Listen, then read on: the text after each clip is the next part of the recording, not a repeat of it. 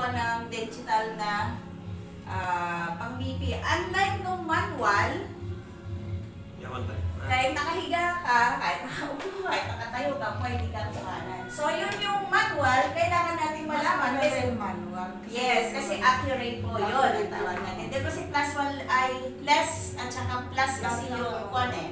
Ngayon sa manual po, ako kasi personally hindi ko inaral yung maggamit ng stethoscope.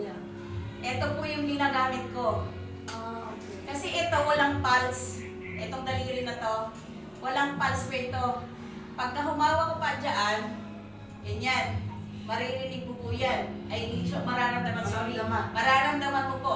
Parang gumamit yan ng BP apps, ay yung unang pitik na malakas, yun yung mararamdaman mo din dito. Yung pangalawang pitik na mamahina, yun din ang mararamdaman mo dito.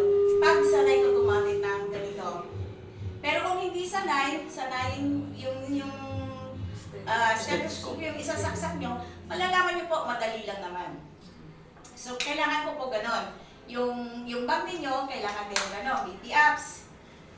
Digital man yan or yung hindi gaano pang sanay, digital man yan o manual, basta mayroon.